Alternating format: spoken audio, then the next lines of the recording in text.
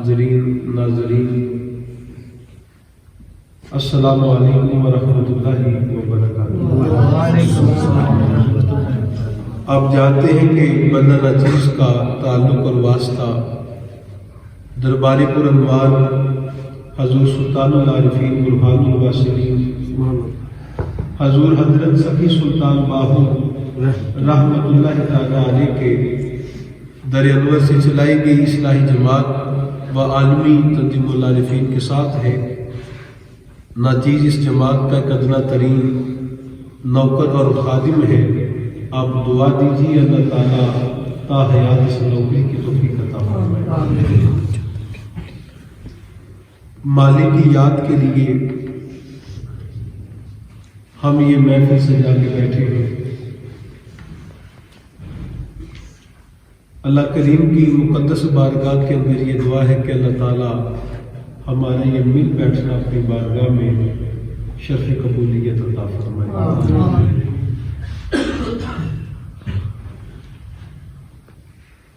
عزیزان گرامی، اگر آپ اولیاء کی تعلیمات کو پڑھیں اور اس میں غور و فکر کریں تو وہ ہمیں یہ حکم ارشاد فرماتے ہیں کہ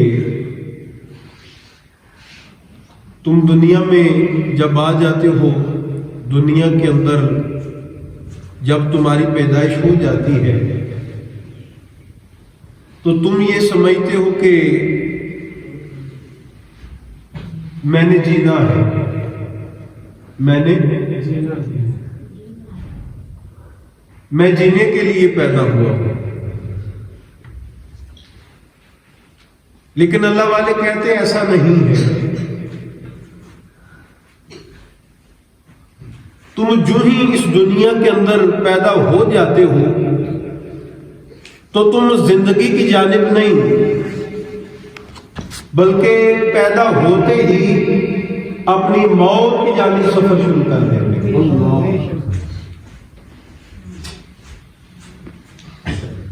حضور آقا کریم صلی اللہ تعالی علیہ وسلم آپ کی حدیث مبارک ہے، آپ نے فرمایا کہ الانفاس معدودۃ۔ آقا نے فرمایا کہ اللہ تعالیٰ نے تمہیں سال گن کے نہیں دیے، اللہ تعالیٰ نے تمہیں مہینے گن کے نہیں دیے، اللہ تعالیٰ نے تمہیں ہفتے گن کے نہیں دیے، اللہ تعالیٰ نے تمہیں دن گن کے نہیں دیے۔ یا رسول اللہ صلی اللہ علیہ وسلم، اللہ تعالیٰ نے زندگی کس صورت میں ہمیں گن کے دی ہے؟ تو آقا فرماتے ہیں الانفاس معدودۃ، اللہ تعالیٰ نے تمہیں سانسیں گن کے دی ہے۔ تو گویا جو ہی بچہ پیدا ہوتا ہے تو وہ پیدا ہوتے ہی ایک سانس لیتا ہے، یعنی دولت زندگی میں سے، دولت سانس میں سے اس نے ایک سانس خرچ کر دیا تو گویا وہ ایک سانس زندگی سے دور اور موت کے قریب ہو گیا۔ اس نے 10 سانسیں اللہ کی، یا اللہ اس نے 10 سانسیں اس زندگی میں آ کے، اس دنیا میں آ کے لے لی تو گویا دولت سانس میں سے اس نے 10 سانسیں خرچ کر لی، زندگی سے دور ہوا اور موت کے، حتیٰ کہ آدمی 100 سانسیں لیتا ہے تو در حقیقت وہ 100 سانسیں زندگی سے دور اور اپنی موت کے قریب ہوتا ہے۔ ایک آدمی 1000 سانس لیتا ہے تو گویا وہ 1000 سانس اپنی زندگی سے دور اور اپنی موت کے وہ قریب ہوتا ہے۔ حتیٰ کہ آدمی 1,00,000 سانس لیتا ہے یا لاکھوں سانسیں لے لیتا ہے تو میرے دوستو اس کا مطلب یہ ہے کہ آدمی 1,00,000 سانس یا کئی لاکھ سال اپنی زندگی سے دور اور اپنی موت کے وہ قریب ہو جاتا ہے۔ تو میرے دوستو جیسے جیسے یہ سانسوں کا خزانہ خرچ ہوتا چلا جاتا ہے، ایک وقت آتا ہے، ایک گھڑی آتی ہے ایک زمانہ آتا ہے کہ عزیزان گرامی آدمی کی جو سانسوں والی دولت ہوتی ہے وہ ساری کی ساری خرچ ہو جاتی ہے، حتیٰ کہ کلو نفس ذائقۃ الموت کا اہتمام اور اہتمام ہو جاتا ہے۔ تو گویا کہنا میں یہ چاہتا ہوں آپ کی خدمت میں کہ ہر جاندار جو پیدا ہوتا ہے وہ زندگی کی جانب رواں دواں نہیں ہے۔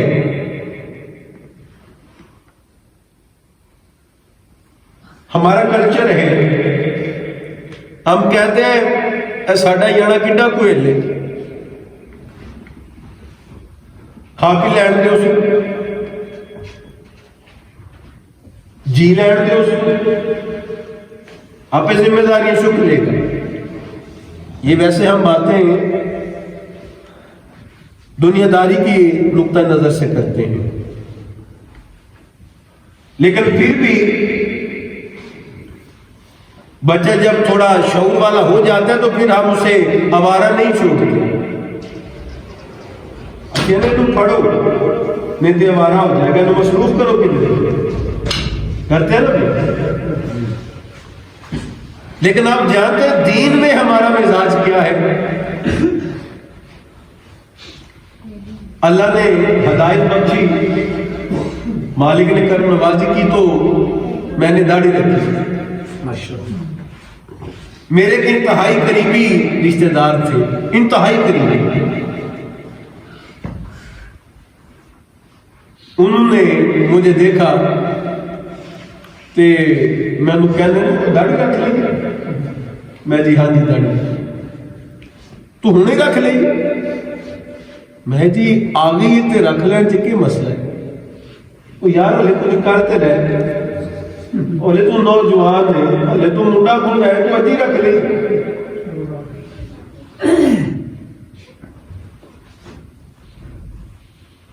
یہ تو ان کا وہ مزاج تھا جو انہوں نے، جو میرے ساتھ اس کا اظہار ہے۔ حالانکہ ہمارے ہاں جو لوگ ہیں، ہمارے جو نوجوان ہیں، ان کا مزاج کیا ہے؟ ہمارا مزاج یہ ہے کہ یار پڑھیں گے نماز، یار ضرور دین والا مانگے، لیکن پہلا کچھ کر لیے دنیا میں۔ میرے دوستوں مجھے بتائیں دین کہاں پہ کہتا ہے کہ دنیا میں کچھ نہ بنے؟ ہم نے اپنے آپ کو خود گمراہ کر رکھا ہے، لیکن آپ یاد رکھیں اگر میں اور آپ اس دنیا کے اندر آ گئے ہیں، اس دنیا کو آزمائش گاہ کہا جاتا ہے۔ اس دنیا کو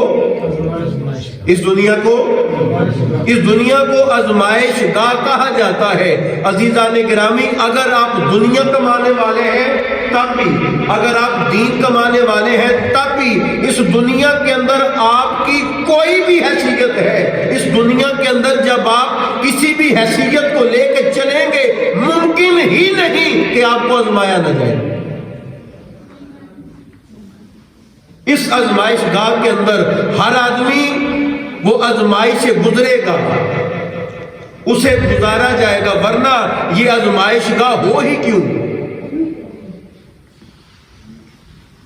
لیکن میرے دوستو، مومن پہ سب سے وزنی آزمائش کیا ہے، جس کے لیے میں نے یہ ساری تمہید آپ کی بارگاہ میں پیش کی، جس کے لیے میں نے تھوڑی دیر ذکر موت کیا، اور میں نے اس نیت سے ذکر موت کیا کہ حضور آقا کریم صلی اللہ علیہ وسلم آپ ارشاد فرماتے ذکر موت کیا کرو۔ یا رسول اللہ صلی اللہ علیہ وسلم، کیا وجہ ہے، کیا حکمت ہے کہ آپ نے ہمیں ارشاد فرمایا کہ ذکر موت کیا کرو؟ تو میرے آقا کہتے ہیں کہ دل کو نرمی عطا کرتی ہے، ذکر موت دل کو نرم کرتا ہے، ذکر موت دل کی سختی کو دور کرتا ہے۔ تو میں نے ذکر موت تھوڑی دیر اس لیے کر دیا کہ آپ کے دل نرم پڑ جائے، اور جو میں آپ سے کہنا چاہتا ہوں شاید آپ کے دل میں اتر جائے۔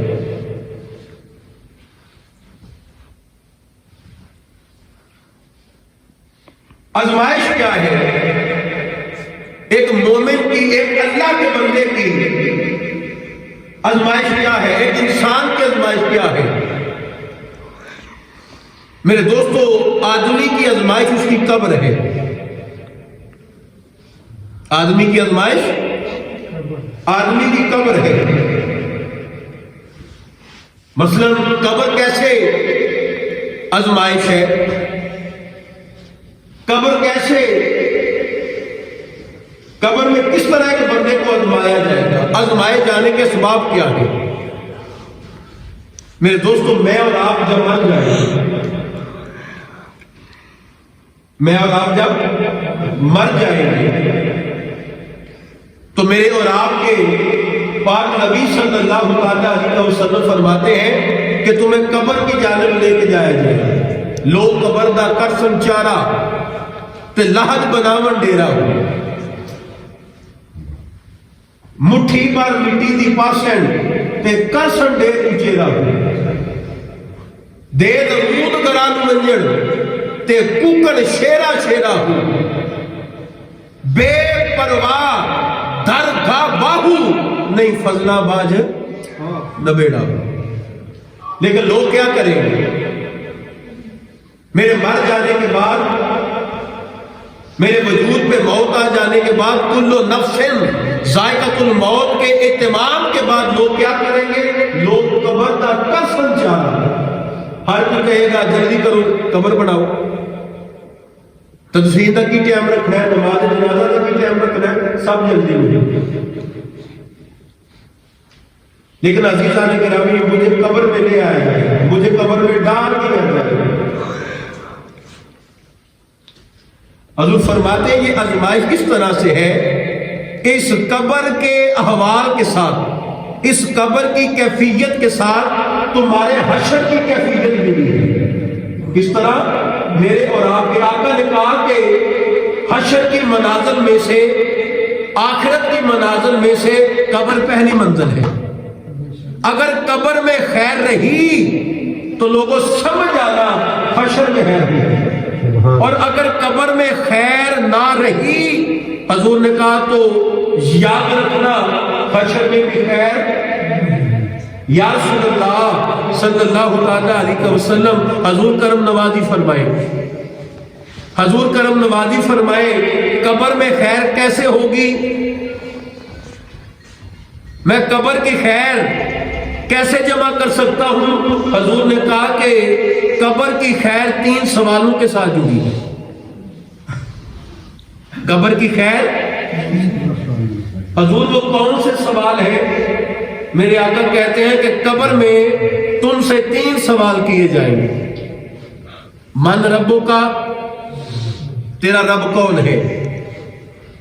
ما کنت تقول فی حق ھذا الرجل، بتا یہ جو مرد کامل ہے تو دنیا کے اندر ان کے بارے میں کیا کہا کرتا تھا؟ ما دینوں کا، تیرا دین کیا ہے؟ حضور نے کہا کہ اگر کوئی آدمی اس کے صحیح جواب دے گا، صحیح اصولوں پر جواب دے گا، تو نتیجہ یہ نکلے گا اللہ تعالیٰ اس کی قبر کو کشادہ فرما دے گا۔ سبحان اللہ۔ اور اگر کوئی آدمی ان سوالوں کے جواب تلاش کر کے نہ آیا، ان کی تیاری کر کے نہ آیا، تو نتیجہ کیا نکلے گا؟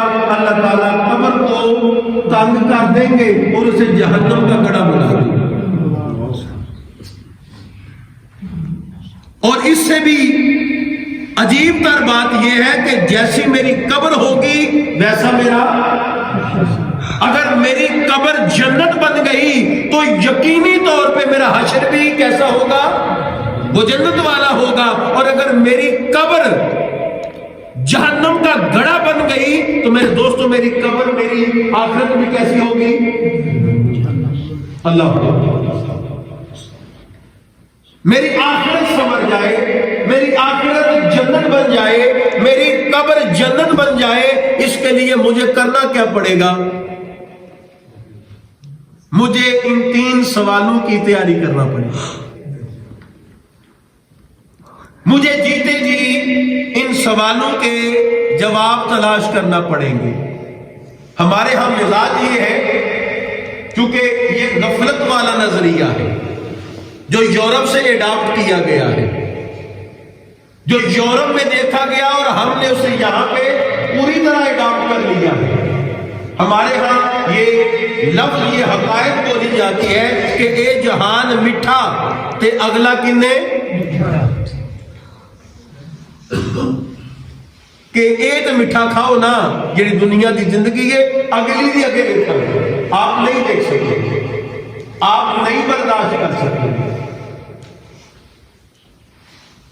وجہ کیا ہے؟ ایک حدیث مبارک آپ کی خدمت میں پیش کرتا ہوں کہ یہ زندگی اور وہ زندگی، ان دونوں زندگیوں کے اندر فرق کیا ہے؟ بخاری شریف کی حدیث مبارک ہے، آقا کریم صلی اللہ علیہ وسلم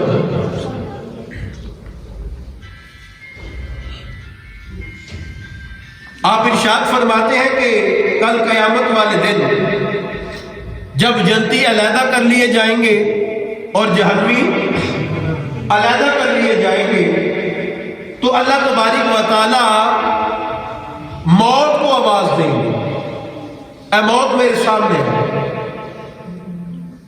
اور جب تو میرے سامنے آئے تو تیری جو شکل ہے، تیری جو صورت ہے، یہ ایک مینڈھے جیسی ہونی چاہیے۔ تو موت ایک مینڈھے کی شکل کے اندر رب کریم کے سامنے وہ آ کے اپنی عاجزی پیش کرے گی۔ حضور آقا کریم صلی اللہ تعالی علیہ وسلم آپ ارشاد فرماتے ہیں کہ اللہ تعالیٰ یحییٰ علیہ السلام کو یا کسی اور فرشتے کو حکم دیں گے کہ اس موت کو ذبح کر دو۔ آقا کہتے ہیں جب موت کو ذبح کیا جا رہا ہوگا تو اسے ذبح ہوتے دیکھ کر جو جنتی تھے وہ خوشی سے تکبیر بلند کریں گے، تسبیح جاری کریں گے، اور جو جہنمی ہے اسی موت کو ذبح ہوتے دیکھ کر ان کی آنکھیں نکل جائیں گی، ان کی بلکیں نکل جائیں گی، ان کا شور بلند ہو جائے گا۔ یا رسول اللہ کیا وجہ ہے؟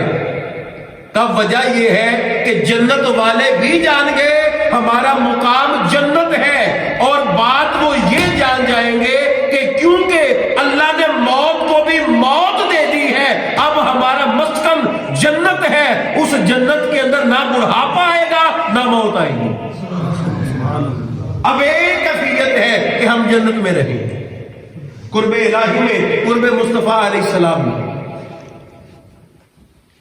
اور جہنمی بھی یہ بات جان جائیں گے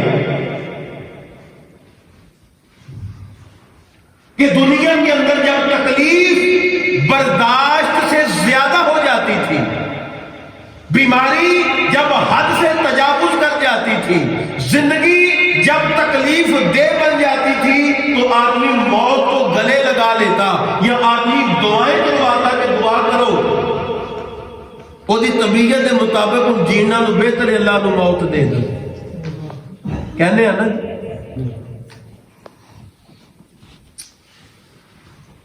تو وہ یہ جان جائیں گے کہ موت آتی تھی، زندگی کی تکلیف دور ہو جاتی تھی، جب تکلیف حد سے تجاوز کرتی تھی تو موت آگے راحت دے دیتی تھی، لیکن ان پہ بھی یہ عقدہ کھل گیا کہ موت کو بھی اب موت آ گئی، اب ہمارا مسکن جہنم ہے، اس میں رب تعالیٰ جس بھی عذاب سے گزارے گا اللہ کی قدرت سے ہم زندگی میں رہیں گے، ہمیں موت نہیں آئے گی، راحت کا لمحہ تک نہیں ملے گا۔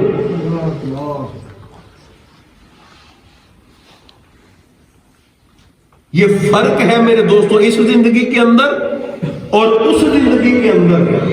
تیرے آزاد بندوں کی نہ یہ دنیا نہ وہ دنیا، یہاں مرنے کی پابندی وہاں جینے کی پابندی، آپ پابند ہیں۔ لیکن عزیزان گرامی نافرمان کے مزاج الٹے ہیں، وہ یہاں پہ مرنا نہیں چاہتا، یہاں پہ وہ جینا چاہتا ہے، اور آخرت کے اندر میرے دوستوں وہ زندہ نہیں ہونا چاہتا، آخرت میں وہ جینا نہیں چاہتا۔ جہاں جہاں رب کہتا ہے کہ میرے لیے مرنے سے پہلے مر جاؤ، یہاں پہ کہتا نہیں میں تو جینا ہے، یہاں کہتا ہے کہ میں نے تو جینا ہے۔ اور وہاں پہ کہتے ہیں کہ میں نے جینا نہیں، مجھے موت آ جائے۔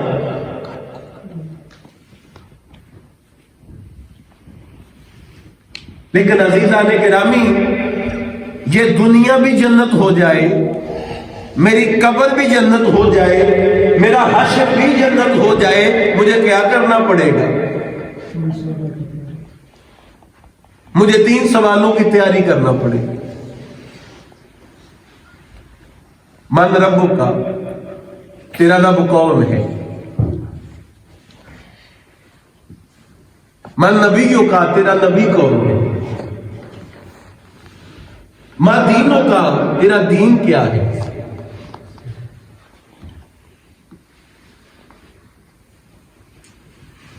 سانو سارا نہیں پتا ساڈا رب کون ہے؟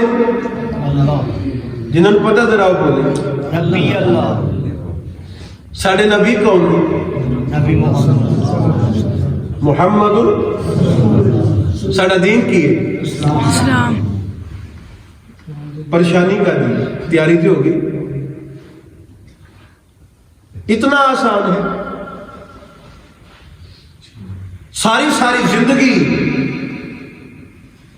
رب کی حشیت میں گزار دینے والے اور میرے جیسا غافل آدمی، کیا دونوں برابر ہیں؟ میرے دوستو، یہاں پر تیاری کا معیار چاہیے۔ یہاں پہ آ کے اقبال کہتے ہیں خرد، عقل کو بھی کہتے ہیں، زبان کو بھی کہتے ہیں، ظاہر کو بھی کہتے ہیں۔ خرد نے کہہ بھی دیا لا الہ تو کیا حاصل، آلے دل و نگاہ مسلمان نہیں تو۔ حضرت سلطان صاحب فرماتے ہیں زبانی کلمہ ہر کوئی پڑھتا تے دل دا پڑھتا، دل دا کلمہ عاشق پڑھ دے تکی جانن یار گلوئی ہوں۔ میرے دوستو، فرق کیا ہے؟ تیاری کس طرح سے کرنی ہے؟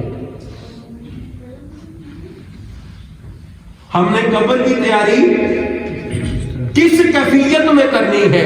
میرے دوستو، جو قبر کے سوالات ہیں، حضرت موجود ہیں، ان کی موجودگی میں آپ کی خدمت میں ایک نقطہ عرض کرنا چاہتا ہوں۔ ہم یہ سمجھتے ہیں کہ شاید ہم نے اپنی عقل کو یہ سبق پڑھانا ہے کہ ربی اللہ، اس میں کوئی شک نہیں، عقل کو بھی پڑھانا ہے، زبان سے بھی پڑھنا ہے، وجود سے بھی پڑھنا ہے۔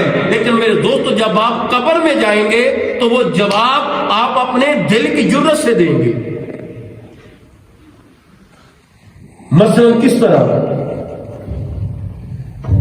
مثلا جب آپ کو صوفیاء یہ کہتے ہیں، جب آپ کو اللہ والے کہتے، کیونکہ جب آپ اللہ والوں کی بارگاہ میں جاتے ہیں، کیونکہ اصلاحی جماعت و عالمی تنظیم العارفین تمام اولیاء اللہ کی تعلیمات کو قرآن مجید اور احادیث مبارکہ کی روشنی کے اندر عوام الناس تک اس پیغام کو پہنچا رہی ہے کہ لوگوں دیکھو صوفیاء کیا کہتے ہیں۔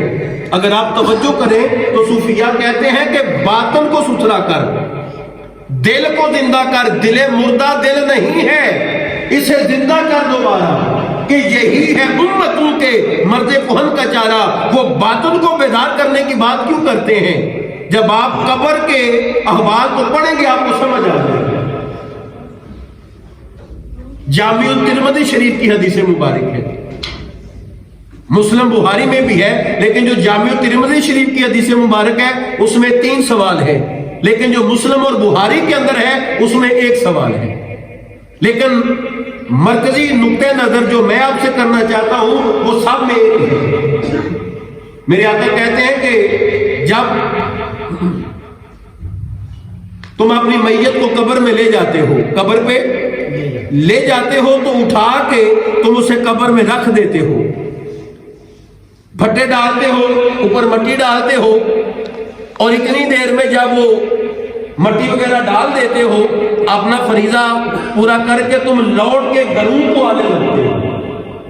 میرے آقا کہتے ہیں اتنی دیر میں قبر کے اندر 2 فرشتے داخل ہو جاتے ہیں، قبر کے اندر 2 فرشتے داخل ہو جاتے ہیں، ایک کا نام منکر ہے اور دوسرے کا نام نکیر ہے۔ یا رسول اللہ صلی اللہ تعالیٰ علیہ وسلم، یہ جو بات میں آپ سے کرنے لگا ہوں یہ انتہائی قابل توجہ ہے، شاید آپ سے کسی نے اس طرح سے یہ بات نہ رکھی ہو۔ یا رسول اللہ صلی اللہ تعالیٰ علیہ وسلم، وہ جو فرشتے آئے ہیں وہ دکھتے کیسے ہیں؟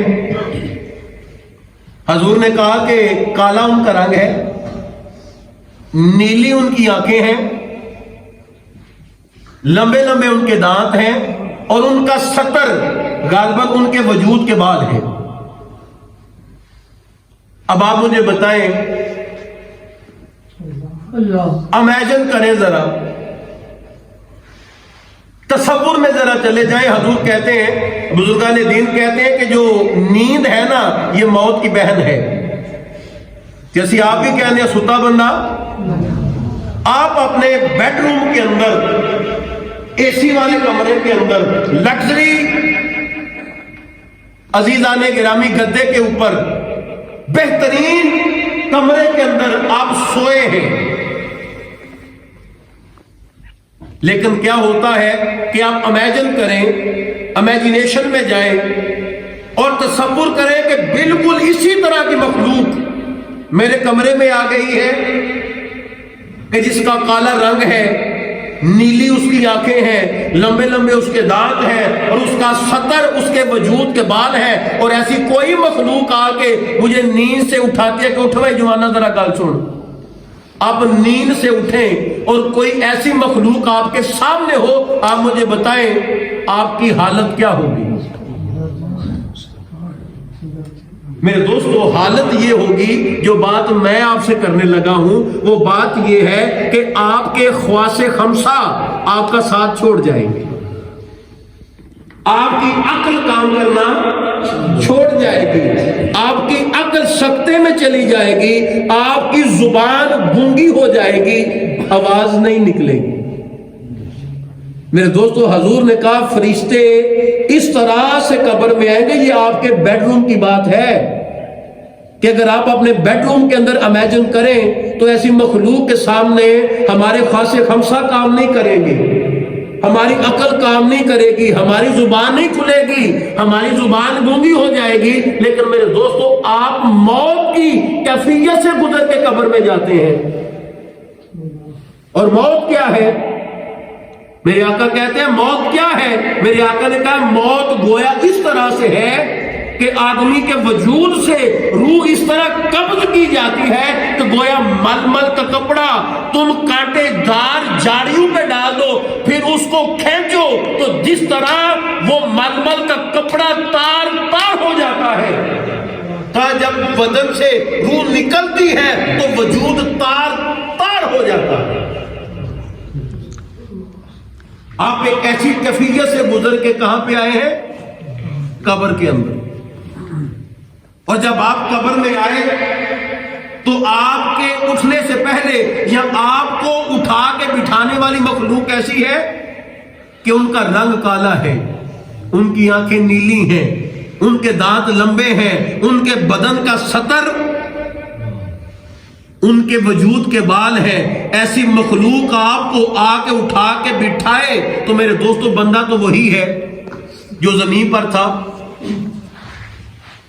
گھر بدلا ہے نا، پہلے گھر دنیا میں تھا، اب قبر میں ہے، فرق تو اتنا ہے، بندہ وہی ہے۔ تو آپ مجھے بتائیں، جب موت کی سختی دیکھ کر ایک بندہ، وہ کیویں سی پنجابی چ کہنا کہ سپ دے ڈسیا رسی کو بھی ڈرد ہے، ایک آدمی موت کی تکلیف برداشت کر کے آیا ہے، آگے ایسی مخلوق بیدار کر رہی ہے کہ میرے دوستو کہ جو ہولناک ہے، آپ مجھے بتائیں وہاں پہ یہ عقل ساتھ دے گی؟ میں نے اس لیے کہا کہ اتنا آسان نہیں کہ سانو پتہ سا ڈرا بندہ ہے، یہ اہل کتاب بھی جانتے ہیں، یہ منافق بھی جانتے تھے کہ اشہد ان محمدن عبدہ ورسولہ وخاتم النبیین، یہ منافقین بھی کہا کرتے تھے۔ دین الاسلام آج بھی جو بڑے بڑے ایجنسیز ہیں ہمارے ملک کے اندر، ان کے جاسوس پکڑے گئے ہیں جو امامت کے اور خطابت کے فرائض سر انجام دیتے تھے۔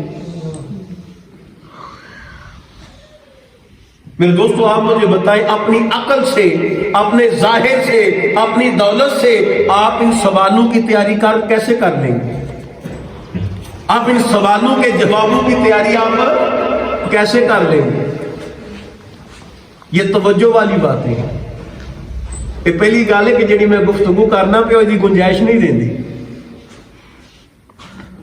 جڑی گفتگو میں تھوڑی خدمت کر رہا یہ گنجائش نہیں دے رہی اور نہ چیز یہ واسطے آیا بھی نہیں۔ میرے دوستو چونکہ میں ایک فقیر دے آستانے تو ہوں، ایک ولی دے آستانے تو سانو جو لبا ہے جو بول ہے فی سبیل اللہ تے تسی صرف توجہ نہ سنو، شاید اللہ تعالیٰ تھوڑے دل نو گرمائی عطا کرے۔ سبحان اللہ۔ کہنا یہ چاہتا ہوں کہ عزیزم ان سوالوں کی جو تیاری ہے وہ آپ عقل سے نہیں کر سکتے، گویا کہ عقل خارج نہیں ہے، آپ زبان سے نہیں کر سکتے، گویا تیاری میں زبان خارج نہیں ہے، آپ بدن سے نہیں کر سکتے، گویا تیاری میں بدن خارج بھی نہیں ہے۔ لیکن میرے دوستو تیاری کرنی کیسی ہے؟ تیاری کرنی کس نے ہے؟ میرے دوستو تیاری آپ کی روح نے اور آپ کے دل نے کرنی ہے۔ سبحان اللہ۔ اس لیے اللہ والے یہ کہتے ہیں، اس لیے اللہ والے یہ کہتے ہیں کہ اپنے باطن کو بیدار کرو، اپنے باطن کو بیدار کرو، اپنے دل کو بیدار کرو۔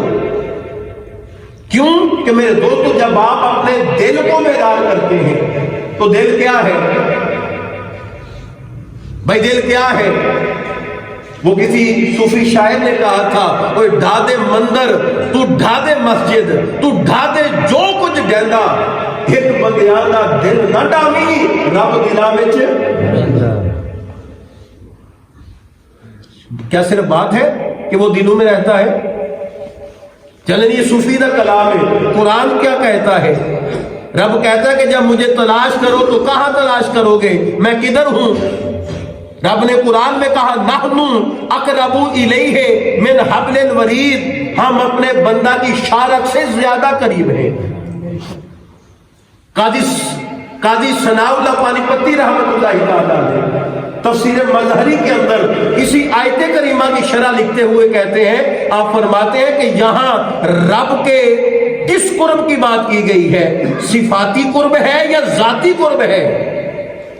رب کی کسی صفات کا قرب ہے یا رب کی اپنی ذات کا قرب ہے؟ قاضی ثناء اللہ پانی پتی رحمۃ اللہ تعالیٰ علیہ فرماتے ہیں، بندے یاد رکھنا یہاں جو قرب مراد ہے اللہ کا ذاتی قرب ہے۔ مجھے اتنی بڑی ذات شارک کی قریب لے جا گئی۔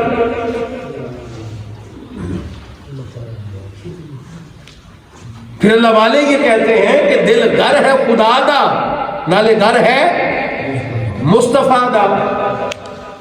وہ جناب چھوٹا جی ہے دل میں،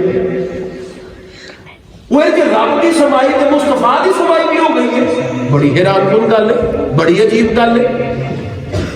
بھائی توجہ ہے؟ بھائی توجہ ہے؟ عزیزان گرامی، اگر آپ کو اعتراض نہ ہو، اگر آپ کو اعتراض نہ ہو، اگر آپ جستجو کریں تو کیا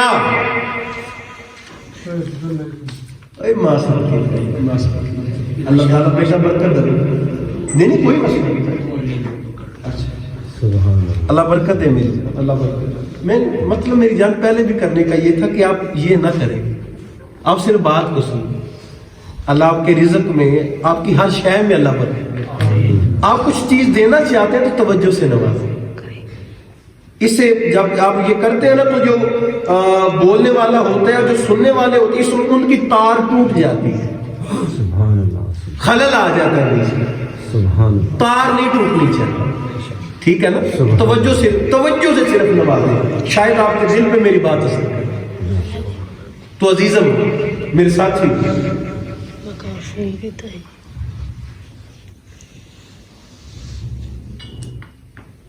اگر آپ کہیں تو جس طرح ناچیز نے کہا کہ دل گھر ہے خدا دا نالے گھر ہے.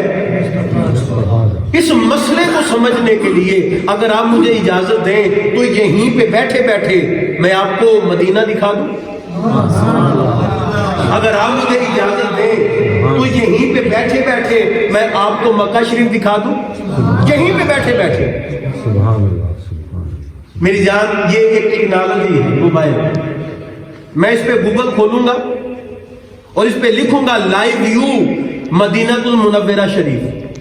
10 سیکنڈ کے اندر مدینہ پاک کا گنبد ہجرہ کا لائیو ویو میرے اور آپ کے موبائل پہ آ جائے. سبحان اللہ. کوئی انکار ہے کسی نے؟ بھائی کسی نے انکار ہے؟ ایسے ہو سکتا ہے نا؟ آپ مجھے بتائیں مدینہ پاک بڑا ہے یا موبائل بڑا ہے؟ لیکن اتنا بڑا مدینہ موبائل میں کیسے آ گیا؟ پھر آپ مجھے بتائیں